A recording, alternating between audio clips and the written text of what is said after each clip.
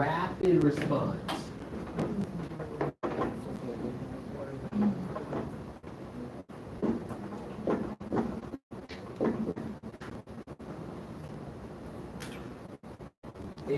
So SSRI generally take a few weeks. Different books, the ATI book is going to be different from your textbook. It's going to be different from an ISA in terms of how many weeks. At the end of the day, a few weeks. Not 1 week, not 8 weeks, somewhere. So you won't necessarily don't worry about memorizing how many weeks, it's just weeks.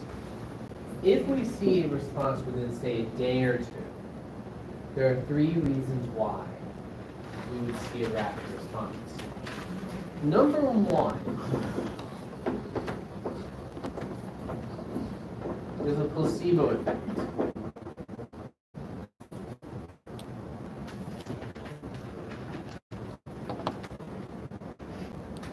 A placebo effect is where the body responds psychologically to what it thinks is medication. Just like if you have a headache and you take Tylenol, research shows if you think that Tylenol is going to work better than if you don't think it's going to work. If you have a headache and you don't think that Tylenol is going to work, it's not going to work very well. So there's a psychological element to how well meds work. So number 1 is a placebo effect. That's just people, they say they feel better, maybe they do feel better, but it has nothing to do with the actual chemistry of the drug. Number 2, so number 1 is placebo effect. Number 2 is you're becoming manic.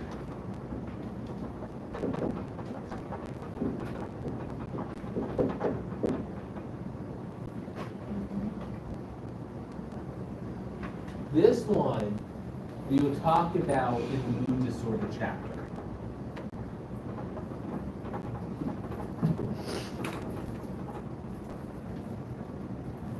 So instead of being depressed and only depressed, this unipolar depression, they actually probably have a bipolar disorder.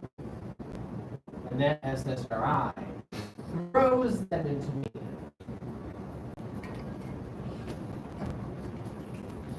And we'll talk about that when we get to the story.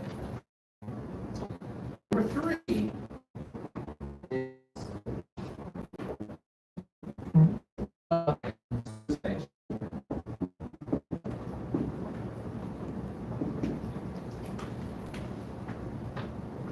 and whether it's the actual drug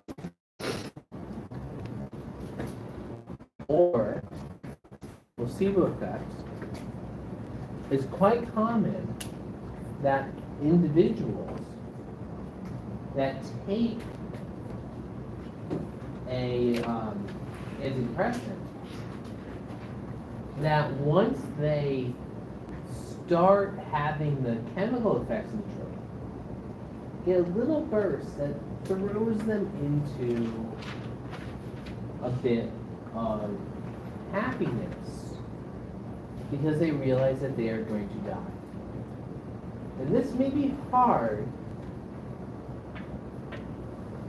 but put yourself in a place where many times people become distressed because they can't do something. Like, I would love to redo my entryway tile. It's only like 100 square feet of tile. It's like nothing. But I feel like I'm going to mess it up completely. So, my anxiety and depression, if you will, around that action prevents me from actually doing it. People get to a point of being so severely depressed, that they feel they cannot actually commit suicide. In a little burst of happiness, whether from placebo effect or from the chemical effect of an SSRI is enough for that individual to say, you know what, I can't commit suicide. No. That brings about deep relief and life satisfaction, which is sort of wild to think about.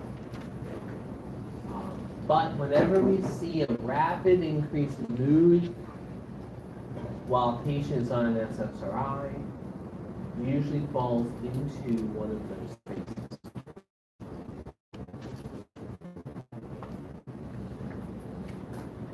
The only other real thing that we're going to talk about in our class that's really important to know is MAOIs have a significant side effect caused by a specific chemical called tyramine. Sorry, tyramine, not tyramine. That's tyramine. It's important that you can recognize for MAOIs foods that contain tyramine. So anybody recall from term 2 what some of those foods may be? Isn't it like cheeses? Anything old and delicious. Summer. So anything aged, usually delicious. So aged cheeses, aged cured meats like your salami or pepperoni. Things that are fermented typically, things like beer, wine, and most spirits, chocolate. For example, there may be which meal would be contraindicated in someone at MLI, and you would have to choose which meal had some element of tyramine. And it won't be hard, guaranteed. If you remember the notion of old and delicious, you'll be fine.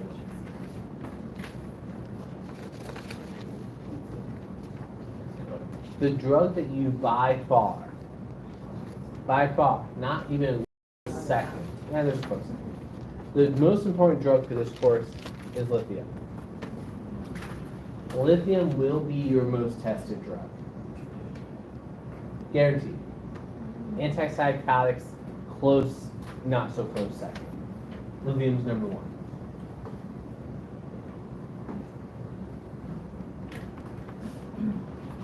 Some key points for lithium. Number 1 is that your sodium level is inversely related to your lithium level. So if you go on a beef jerky binge and have a huge increase in sodium intake, what way is your lithium level going to go? Down. Is inversely related. Increased sodium intake, decreased lithium. Let's say you get a little hypertensive and you decide to go on a low sodium diet. What way is the lithium level going to go? Up. So perhaps a heart-healthy diet is a very dangerous diet for someone taking lithium and needs some significant oversight lest you die. It is a common thought that people on lithium have to restrict their sodium intake. That is not accurate. The dietary teaching for someone on lithium is very straightforward. It is maintain your sodium intake. Don't dramatically go up or down. Keep it on average, stay.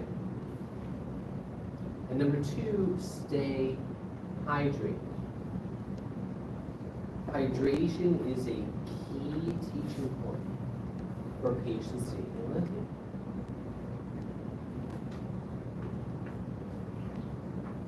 For example, when you get dehydrated, what do you think happens to your lithium? It goes up because your blood becomes more concentrated. So the lithium becomes more concentrated. Even if you don't ingest more lithium.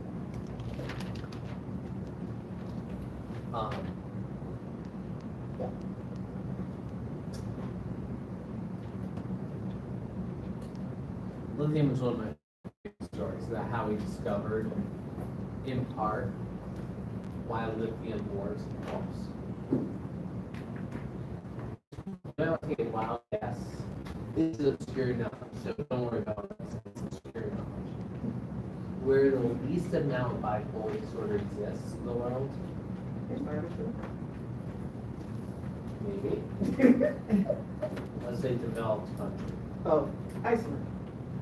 No. Greenland. No, you're being wrong. Australian. We're closer. Alaska. Canadians also share a lot of culture with what country? France. France. Oui, oui. Oh, see that?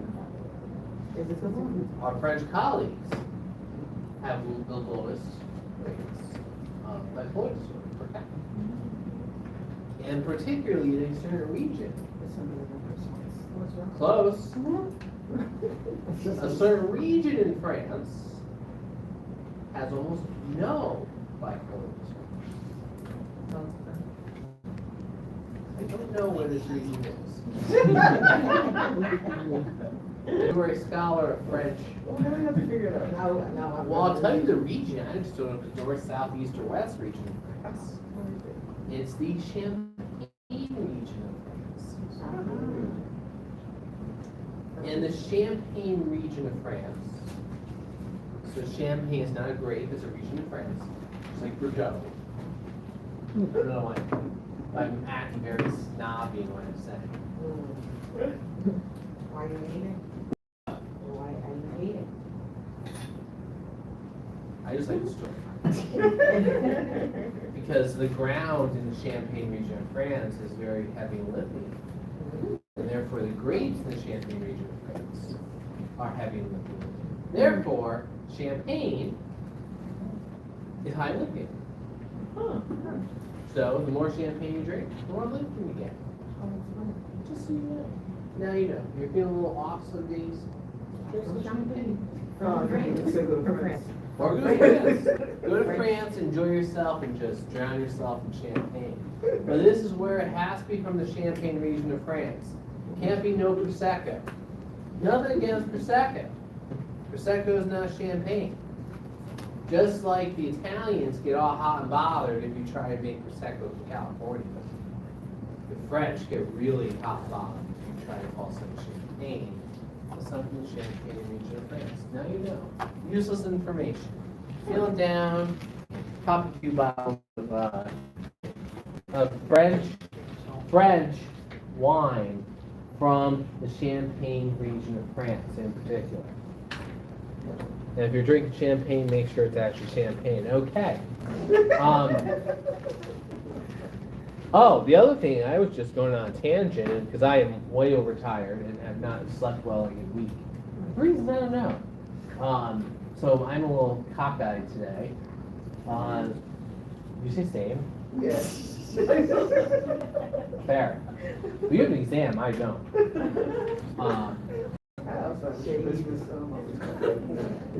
We also need a little riddle in our lives. A question that you will see on your exam at least once, probably 3 times, will revolve around lithium levels. And for lithium levels, 1.5 and above is considered toxic. Different textbooks will give you different ranges for therapeutic. For me, therapeutic is 0.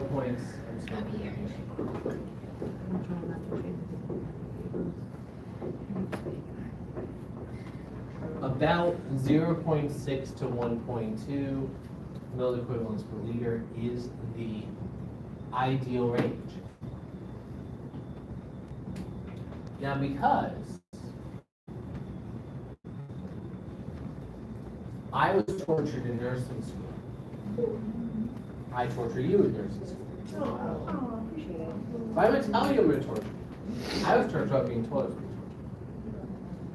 tortured. I can tell you the question. I still remember the question where I knew I was being tortured. Oh, man. I'll tell you the question. Here it is. If you get this right, I will give you time to study. If not, we're going to go do laps around the school. So that's an exam.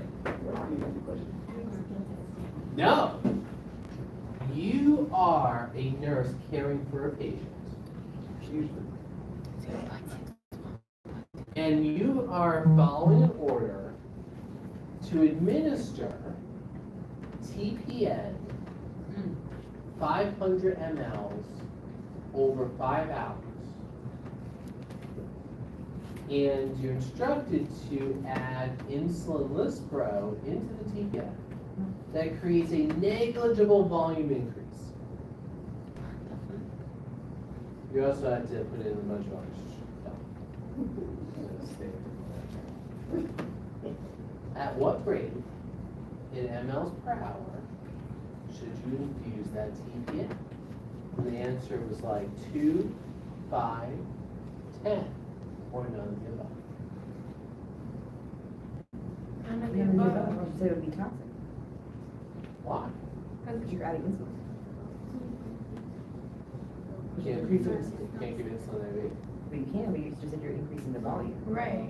So if you're Negligibly, like you're putting in like 2 mLs Oh. of insulin, so it's not a change. So you're still using 500 Oh, okay. I mLs. thought when you said negligently, I felt like it was like a extreme amount. Yeah. Negligible. Stands. What do you think we all put in the exam? 2. 2. 5. 5. None of the above. Oh. It shouldn't be really low. It would be a 500 mLs in 5 hours. 100 mLs per hour. So the answer is none of the above. Period. Why? It should be 100. Because you cannot give insulin lispro IV. You can only give regular insulin IV. So you have to know that was an incorrect order. That was a fucked up question. Right. That was cool. So you will not get a question like that in this exam. But you will get a question like, a patient is complaining of nausea and had just vomited and their lithium level is 1.1. What do you do? Hold the lithium, double up the lithium dose, I don't know, something else. Or continue to monitor. Continue to monitor. Why? Because it's Because it's normal. The dehydration. I will tell you, you will not, from my exam, get a question where the lithium value is sort of close. Like, I'm not going to give you a 0.5. Really close. So you either get like a 0.1, maybe a 0.9, 2.0. The last thing about lithium I should mention before I move on is lithium likes to try to kill patients. It does. It tries to kill patients all the time. And the reason is it has to do with side effects. And so the primary initial, the side effects are driven primarily by the way in which the lithium is at. So as the lithium level gets higher, the worse it is. So in terms of, well, we start off at 0. We then get to the first landmark, 0.6. In this case, they're either not taking it or just starting. Alright. Then we get 0.6 to 1.2. And this is what we would consider normal range or ideal range. Once we get above this, we get to 1.5, and this we'll call the gray zone. Alright, it's not high yet, we're not really fond of that. Then we get into the first range. And it's not necessarily important that you know the numbers, but start to know the side effects. Here we start to see nausea, vomiting, diarrhea. Okay? So people are going to start eating less. Maybe they're having diarrhea and vomiting. What's going to happen if you have a patient on lithium and they start vomiting and having diarrhea and they're not eating anything? And then what's going to happen? Okay, so this then causes an increase in lithium level. Uh-oh. So then what happens is this causes you to start going this way. We get into the next little range. Now what do we have? We have symptoms that are confusion, ataxia, coma, etc. So now you get a little dazed and confused, a little tired. You're not really know what's going on. You just sort of wake up to have stuff come out both ends. So now you're really not eating, you're all sorts of confused, you don't remember that the most important thing to do with lithium is to keep drinking. So then what happens? You die. 9 extreme cases. You die.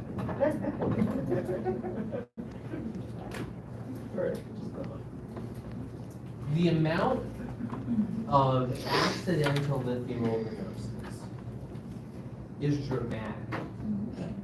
More than people would think. And it's because people they get a stomach bug, and they go to that sketchy new restaurant, they get food poisoning. The next thing you know, their lithium level creeps up, and you're sick from not only from the lithium level going up, you're sick from some other purpose. So together, that's really, really bad. You don't want to get mad again, so you can't. So the advice, generally speaking, as the teaching point is, this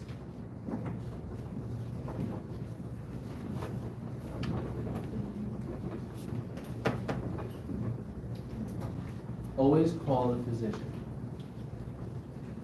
That's both while they're in your care, if you're giving counsel to them when they go home. In addition to making sure they stay hydrated, stay sodium intake, that if they develop particularly vomiting and diarrhea, they should call their healthcare provider. Most of the time, the answer is going to be skip a dose of lithium and keep skipping for a period of time. It's much better to go this way a little bit than to go that way. So often, again, the coaching to patients is, if you develop nausea and vomiting and taking lithium, the best course of action is to call the physician and get guidance. It often will need to skip a dose.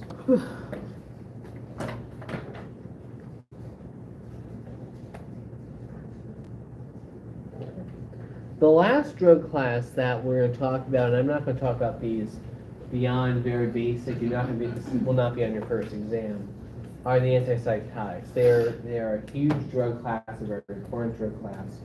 And we're going to talk about them ad nauseum when we do the psychotic disorders. It's almost one of the last weeks around the Christmas holiday. So we'll talk about that as time goes on. But for now, just know they exist. And we talked about what they sort of do. And so if we go back to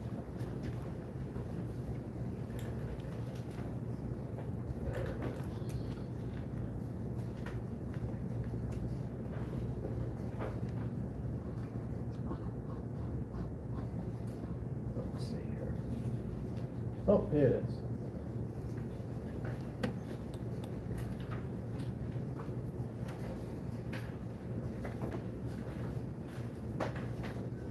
I would recommend you start putting these things to memory, but let me focus for the first exam what you really need to know. Can I make this bigger?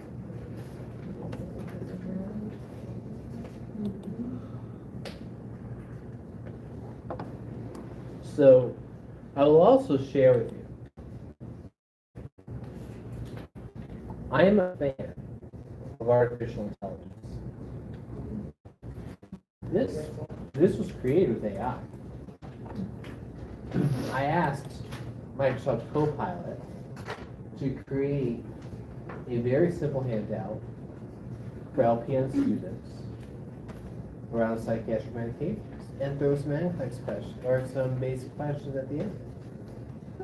So I would recommend to you, if there's a specific topic that you guys are a little confused about, please do not hesitate to utilize AI to explain it better to you. I think AI is a very, very strong way to do it. I'll give you an example. So we utilize here Microsoft Copilot, but ChatGPT can use to do this. Here's the example. I am an LPN student. Whoop. What's the topic we should ask for? For reproduction. Provide me with some key points as I prepare for an exam on the reproductive system. Include 10 NCLEX style questions. Now let's go and we'll do a little bit of a deep think right now. And you can use ChatGPT for this, and let's see what happens. Come on, Mr. Copilot, is it going to do anything?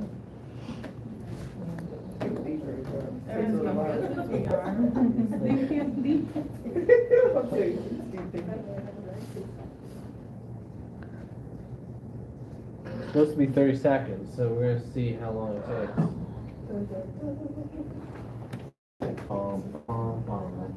I would say that. There we go. Just Bring it look. out, quick. There you go. Look at that. Look at this. Go back to the hormones. Oops. Send it to the chat. What's the answer here?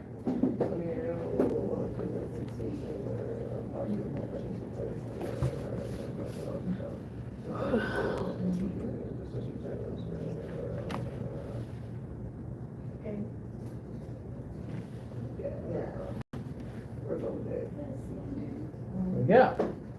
See, AI is a beautiful thing. So I recommend using AI.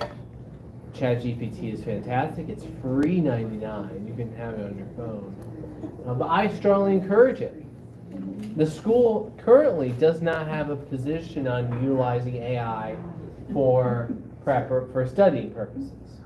It does for your assignments. Please, we've already had some instances in lower terms of people using AI. It's not pretty. Because they usually copy and paste the prompts, and then at the very bottom where it says, "Are you satisfied with this response?" And it's like, okay, you paid zero attention to what you were doing here, and you deserve to get 0 on the assignment.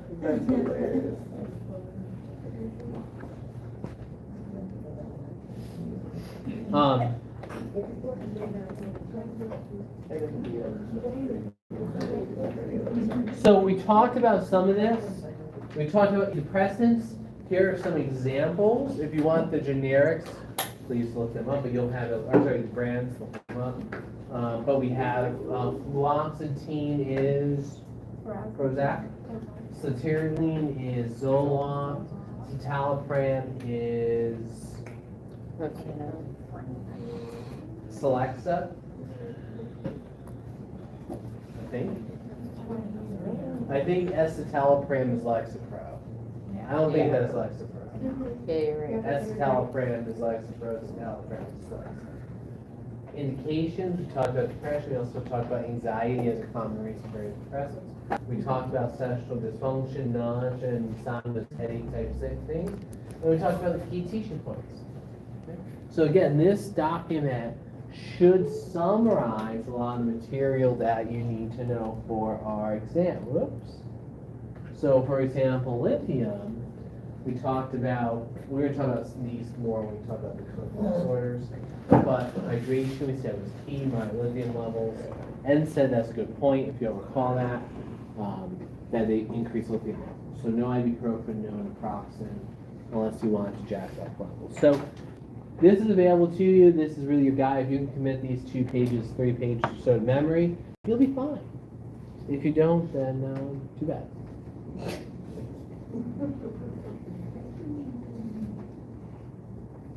So to conclude this hour, I'll just throw up a quick video about the meds, and then we'll go on break, and then we can have a bit of time to study.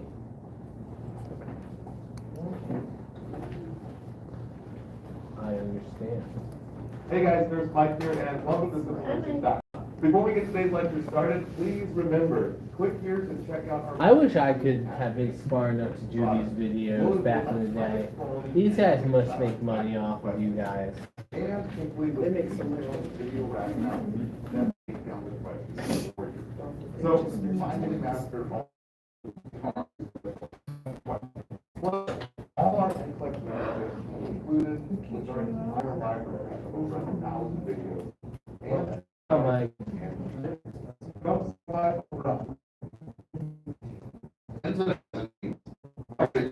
and buspirone.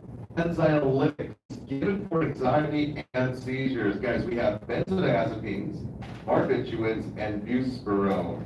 Now the key point here is that benzos and barbs are the dangerous ones, since they're sedatives, making the vitals low and slow. And buspirone does not sedate. So think you can still drive the bus in buspirone or buspirone. Now first up is benzodiazepines, ending in lam and pam, like alprazolam and temazepam. The good news is that it acts fast within minutes. But the bad news here is that it's highly addictive and hard to come off. So guys, they're not safe for long-term use. So the memory trick is just think benzos is like driving a Mercedes-Benz with 2 crazy chicas, Pam and Lam. Guys, we're talking living life in the fast lane. Doing all the things I told you not to do. So guys, it's highly addictive and it's a very dangerous lifestyle. Again, these are given for anxiety and seizures, but also for alcohol withdrawal and sedation, like a medically induced coma or brain swelling. Now the mechanism of action is pretty simple. It increases GABA, which decreases activity of neurons. So we just think that grandma is GABA, or we call GABA our grandma. It keeps everyone calm and relaxed, kind of like reading you a bedtime story. So it's very sedating. If you want more GABA, we get more sedation. So guys, the biggest side effect here is the big sedation. Everything is low and slow. So the memory trick is that benzos bring everything low. So in the heart, we get a low heart rate and blood pressure. In the lungs, we get low respiratory rate, leading to deadly respiratory depression. And in the brain, we have sedation. Only when combined with So guys, the other big picture CNS teaching suppressants. is sedation, sleepiness, and the suppression of ABC. So big key points to write down. We take at bedtime and you don't skip doses. Guys, those are 2 big NCLEX tips coming up in multiple sections. Now, sedation effects and rebound anxiety are the big dangers here. So we keep taking even when the patient is feeling okay. And we always taper off and never abruptly or suddenly stop. And the next topic here is stop drinking alcohol, including wine, which is always a big topic on exams, since it can cause more sedation. And the obvious one here is don't operate dangerous machines. Now the antidote to benzos is, write this down, flumazenil. And the antidote to opioids is naloxone, brand name Narcan. Now a few quiz banks, including the API and the HESI, touched on respiratory arrest. using this antidote. Guys, so make sure to write this down and don't get tricked between these two. Now, next up are barbiturates, ending in barbital, like phenobarbital. Now, the good news is it lasts longer in the body, We are not usually going to 3 to talk 5 about days. barbiturates in our And the class. bad news is it takes longer to get out of the body. Death.